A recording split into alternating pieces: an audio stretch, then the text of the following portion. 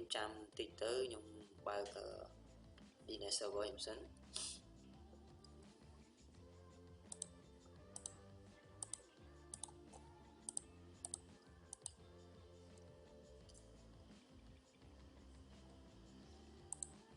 ឥឡូវដើរហើយ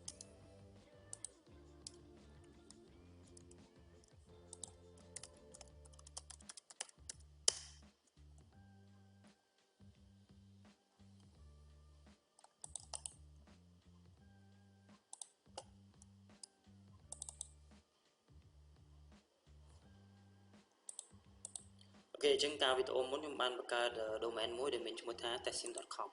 អូខេអញ្ចឹងណាអូខេអញ្ចឹងសម្រាប់វីដេអូនេះគឺខ្ញុំមិនឲ្យច្រឡំជាមួយវីដេអូមុនទេអូខេខ្ញុំនឹងធ្វើការបង្កើត domain ថ្មីមួយទៀតណាអូខេហើយ website ខ្ញុំនឹងបង្កើត point ទៅកាន់ domain នឹងដែរអូខេអញ្ចឹងវីដេអូថ្ងៃនេះគឺយើង focus ទៅលើការ configure IIS អញ្ចឹងខ្ញុំអត់សូវ info រឿង domain នេះច្រើនទេអូខេឥឡូវយើង back ទៅកាន់ web server របស់យើងវិញខ្ញុំ right click ខ្ញុំយក add website អូខេឥឡូវខ្ញុំថាខ្ញុំដាក់ website ឈ្មោះ website ខ្ញុំថ្មីមួយចុះឥឡូវខ្ញុំដាក់ថា mylab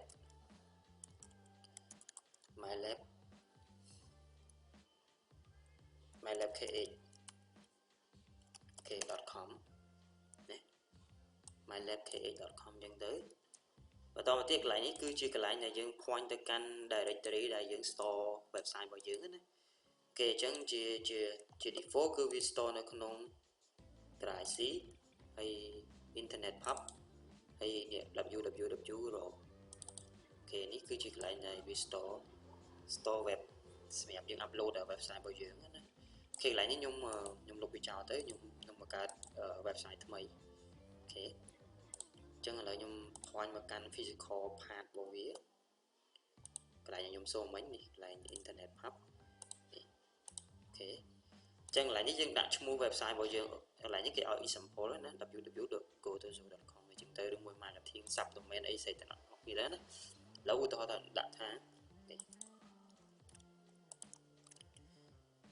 mylabkh.com អញ្ចឹងទៅអូខេអូខេឥឡូវខ្ញុំបង្កើតបាននេះ website មួយដែលមានឈ្មោះថា mylabkh.com ណាអូខេនេះជាកន្លែងដែលយើង browse directory របស់យើងឥឡូវខ្ញុំធ្វើការបង្កើត index មួយហើយយើង upload វាចូលក្នុង directory ហ្នឹងហើយអូខេឥឡូវខ្ញុំចូលមកបង្កើត index មួយសិនឥឡូវខ្ញុំយក index នេះមកទៅខ្ញុំ edit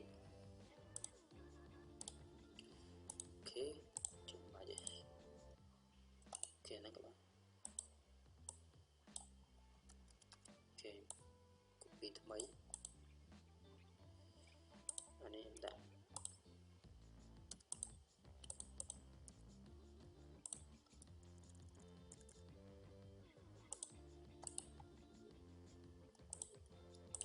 អូខេឥឡូវមួយនឹងចាស់ឥឡូវខ្ញុំដាក់ថា hello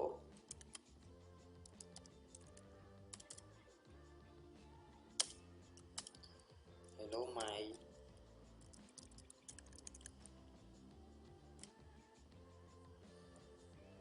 okay hello my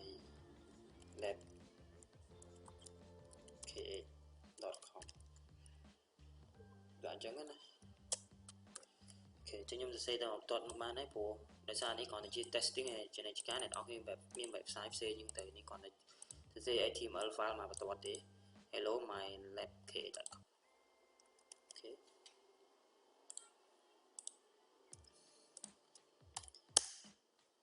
អូខេបន្តមកទៀតខ្ញុំ copy វាដាក់ចូលក្នុង directory ណាអូខេផាសអូខេអញ្ចឹងខ្ញុំទៅបង្កើត record មួយដែលមានឈ្មោះថា mylab.kh ហ្នឹងណាអូខេនេះអូខេអញ្ចឹង mylab kh.com អូខេឥឡូវខ្ញុំចូលមកកាន់ DNS អូខេអញ្ចឹងខ្ញុំបង្កើត zone មួយទៀតអូខេអញ្ចឹងខ្ញុំដាក់ថា mylab kh .com โอเคចឹងខ្ញុំមាន zone មួយទៀតហើយ mylab.com អូខេតមកទៀតខ្ញុំបង្កើត a record មួយទៀតខ្ញុំដាក់ថា www. អូខេនេះ www.mylabka.com ព័ន្ធមកកាន់ IP របស់ web server របស់យើងនេះ101អូខេនេះ web server របស់យើង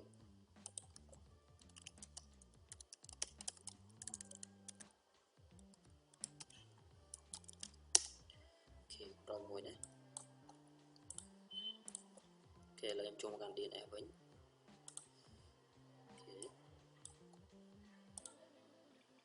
រួចរាល់ហើយអូខេអញ្ចឹងខ្ញុំបង្កើត a record មួយដែលមានឈ្មោះថានេះ www.mylab.ka.com ឲ្យ point មកកាន់ IP របស់ web server អញ្ចឹងការងារនៅលើ DNS តែប៉ុណ្្នឹងទេហើយកន្លែងនេះវានឹង auto បង្កើត a record មួយទៀត pointer record មួយទៀតនេះ point មកកាន់ IP ដដែលអូខេអញ្ចឹងតកតងជាមួយនឹង a record មានថាយើងអាចបង្កើតឈ្មោះច្រើនហើយ point មកកាន់ IP តែមួយណាអូខេអញ្ចឹងមិនថាឧទាហរណ៍ឥឡូវខ្ញុំមានdomain ច្រើនអញ្ចឹងខ្ញុំអាច point មកកាន់ web server តែមួយក៏បានដែរអូខេឥឡូវបន្ទាប់ពីខ្ញុំកើតរួចរាល់ហើយខ្ញុំចូលមក NA lookup នេះមួយសិនតើវាស្គាល់អត់អូខេ float DNS មួយសិនឥឡូវខ្ញុំកំពុងចូលនៅលើ DNS server ណាអូខេខ្ញុំ float វា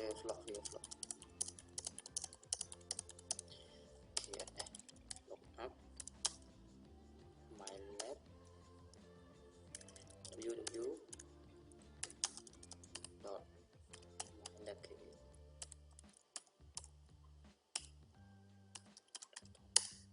អូខេអញ្ចឹងវា resolve ហើយឃើញទេពេលដែលខ្ញុំបាន lookup ទៅវា resolve ចេញ IP របស់ web server របស់យើងអូខេអញ្ចឹងខ្ញុំចូលមកកាន់ web server ខ្ញុំ resolve ឡើងសិនអូខេ float DNS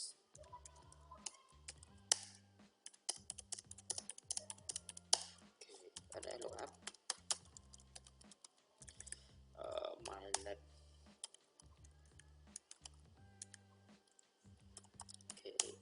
.com អូខេអញ្ចឹងវា resolve ហើយណាអូខេបន្តមកទៀតខ្ញុំការងារនៅលើ web server របស់យើងគឺយើងធ្វើរួចរាល់ហើយខ្ញុំបង្កើត website មួយហើយខ្ញុំ upload website ហ្នឹងចូលមកកាន់ directory root directory ដែលមានឈ្មោះថា index.html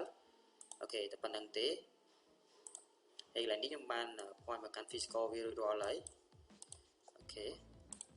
ន្លែងនេះគឺខ្ញុំបានដាក់ឈ្មោះវាហើយដាក់ port 80អូខេអញ្ចឹងកន្លែងនេះអ្នកនរគ្នាអាចបើសិនជាមានតាក់ទងជាមួយនឹង SL certificate យើងអាចដាក់ port 443ទៅបានណាអូខេយើងអាច add ចេះមកតទៅទៀត website យើងឲ្យដាក់ port 443នេះអូខេតទៅទៀតយើងរក certificate select certificate upload ចឹងទៅដើម្បីឲ្យវាត្រាស់អូខេអញ្ចឹងកន្លែងនេះការងារនៅលើIIS រួចរាល់ហើយខ្ញុំចូលមកកាន់ Windows client វិញម្ដងខ្ញុំធ្វើការបើកវាហើយខ្ញុំធ្វើការ testing លើ browser ដើម្បី request ទៅកាន់ web server របស់យើងតើវា respect back នៅ HTML ដែលខ្ញុំបានបង្កើតអត់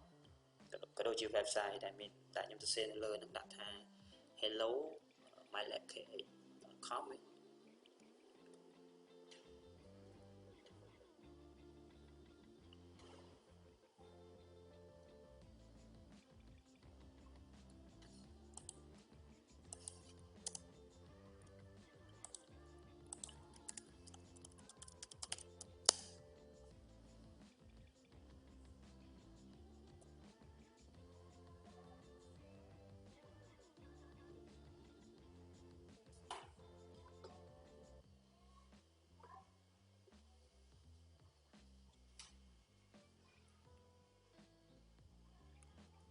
អូខេឥឡូវយើងបើក Windows server Windows client ដូចរាល់ហើយ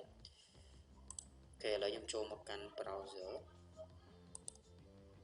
ចូលមួយណាក៏បានឥឡូវខ្ញុំចូល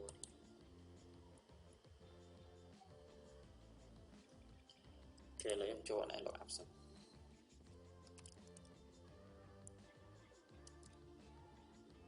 Lấy những phong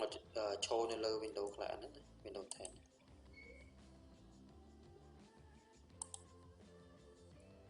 slow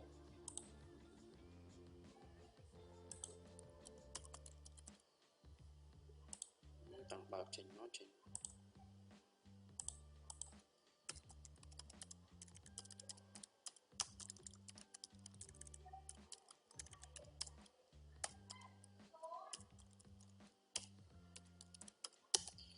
ok chẳng việc số nữa này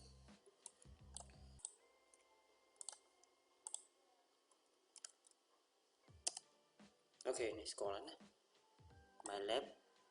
ok my lab hello my lab kh.com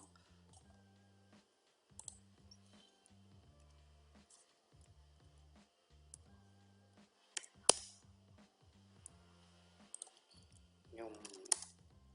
IP config slash flow DNS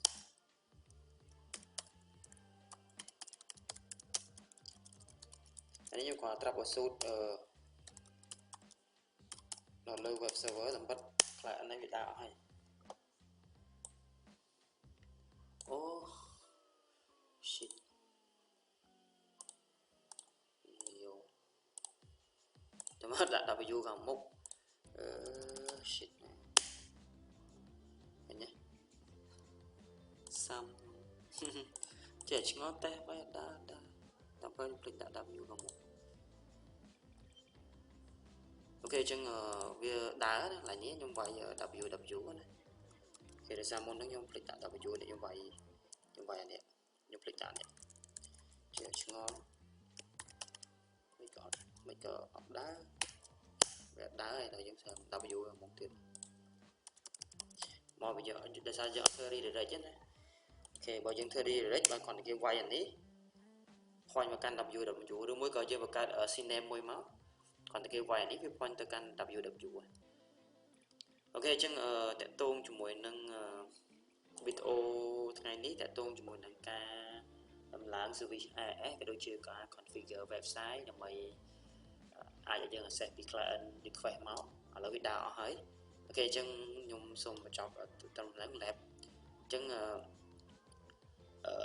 complete your like comment cái đôi chưa subscribe lên channel nhung phó nó mới tụ bạn video tụi mày đấy ok chừng xung ở con tràn ok chừng ở vậy để nhung thường muốn nâng để xa ta vì error để xa ta